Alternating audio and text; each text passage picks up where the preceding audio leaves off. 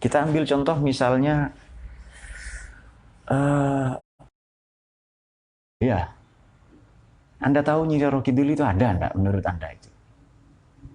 Adakah Ratu Pantai Selatan itu? Nyai Roro Kidul, Kanjeng Ratu Kidul? Itu enggak ada. Itu cerita rekayasa Panembahan Senopati untuk melegitimasi kekuasaannya. Sampai sekarang ada kan cerita Nyi Roro Kidul itu. Anda percaya itu? Itu karangannya Danang Sutawijoyo, Panembahan Senopati untuk mengklaim kekuasaannya. Jadi ketika dia bermaksud menjadi raja, tiba-tiba ada hujan, badai, kemudian ada tsunami katanya itu. Seolah-olah ia direstui oleh Ratu Pantai Selatan. Itu apa namanya itu? Itu salah satu cara untuk melegitimasi kekuasaan. Dan sampai sekarang ada cerita Nyi Roro Kidul itu lebih besar daripada kerajaan Mataram itu sendiri. Ya, Mataram Islam. Kan ada Mataram yang Hindu dulu. Nah, kita teruskan sedikit. Itu cara dia untuk melindungi aristokrasinya. Kok Anda percaya dengan itu kan? Katanya sangat cantik, bikin perjanjian, kemudian semua keturunannya nanti harus menikah dengan syarat tidak punya anak itu. Itu cara untuk membodohi rakyat sebenarnya. Walhasil Danang Sutawijoyo itu ya intelek, itu orang pinter, sosiolog lah itu, antropolog juga. Untuk melindungi aristokrasinya, kekuasaannya, saya mau jadi raja tidak hanya saya tapi semua keturunan saya. Dibikinlah mitos itu. Kamu tidak bisa jadi raja, kamu tidak dapat restu dari Ratu Pantai Selatan. Seolah-olah begitu. Oh, dia sudah mulai cerdas itu ya. Nah, itu. Bandingkan dengan Nabi, tidak. Justru kalau Nabi itu datang dengan rahmatan ya, bukan membawa rahmat tapi sebagai rahmat. Tidak demikian.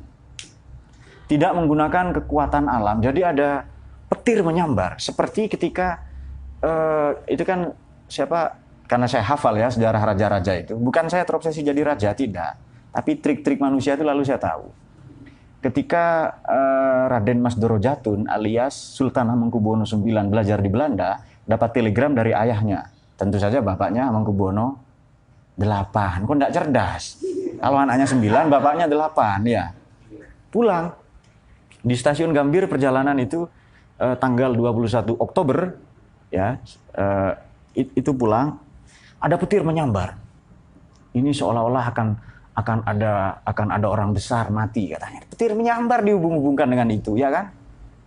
Kalau sekarang ya tidak ada, fenomena alam saja itu. Ya, jadi orang-orang zaman dulu pinter menghubung-hubungkan dengan itu. Kemudian diserahkanlah keris sakti namanya, keris Kiai Joko Piturun itu sebagai tanda suksesi politik. Suksesi tahu ya? Pergantian.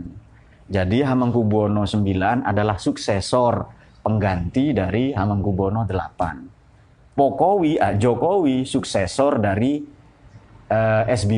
SBY itu. Yang kalimatnya sedih terus, saya prihatin, saya dikeroyok katanya.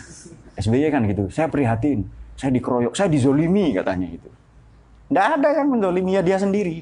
Itu cara itu untuk melegitimasi kekuasaannya. Kan kepingin anaknya jadi raja juga kan, gitu kan. Lalu Anda ingin membandingkan siapa anaknya Bung Karno dengan Bung Karno, ya beda. Itu. Mau pinter belajar itu, ya kan? Lalu bapak saya adalah diketawain sama Dayat, ya kan? Nah, memang kadang begitu yang main film itu.